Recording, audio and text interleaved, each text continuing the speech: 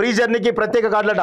So ఇప్పుడు మహిళలకు ఇచ్చేటువంటి బస్సు ఫ్రీ బస్ ఏదైతే ఉందో దానికి సంబంధించి ప్రత్యేక కార్డులు ఇస్తున్నట్టుగా సో డిప్యూటీ సీఎం చెప్తా ఉన్నారు. రాష్ట్రంలోని ప్రతి మహిళకు అందజేస్తాం, ఆర్టీసీ బకాయిలు క్లియర్ చేస్తున్నాం, నిజామాబాద్ వరంగల్కు 100 ఎలక్ట్రిక్ బస్సులు, స్కూల్స్ ప్రారంభానికి ముందే బుక్స్ యూనిఫామ్స్, అధికారులతో సమీక్షలో డిప్యూటీ సీఎం బట్టి విక్రమార్క అని చూస్తా ఉన్నాం కదా.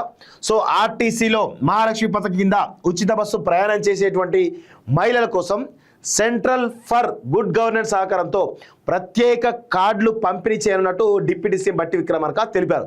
ఈ కార్డులు రాష్ట్రంలోని ప్రతి మహిళకు చేరాలని అధికారులకు సూచించారు. ఆదివారం ప్రజాభవన్లో మంత్రి పొన్నం ప్రభాకర్తో కలిసి ఆర్టీసీ బీసీ సంక్షేమ శాఖ అధికారులతో సమీక్ష నిర్వహించారు. ఆర్టీసీలో సీఎం ఈ డ్రైవ్ కింద హైదరాబాద్కు 2500 ఎలక్ట్రిక్ బస్సులు వస్తున్నాయని తెలిపారు.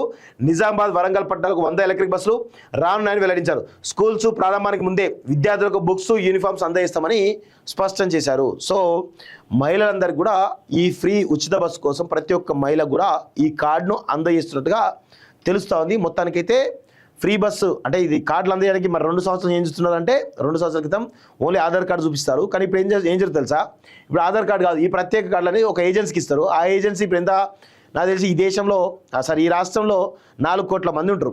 2 కోట్ల కార్డులు, ఒక్కొక్క కార్డు 50 రూపాయలు వేసుకున్నా కానీ ఎంత అవుతుందో అర్థం చేసుకోండి. అందులో కమిషన్లు దొబ్బడానికే ఈ కార్డులు ఇస్తుంటారని చాలా స్పష్టంగా తెలుస్తుంది. 50 రూపాయలు 100 రూపాయలు ఉంటుంది, అది ప్రభుత్వం ఇస్తాయి కదా, అదొక దందా.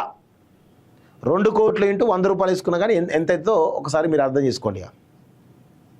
ఆ ప్రాజెక్టుకు మొత్తం తీసుకొచ్చేసి డబ్బులు దొబ్బుదాని ఒక ప్లాన్ తప్ప వేరే ఏముండదు ఇక్కడ.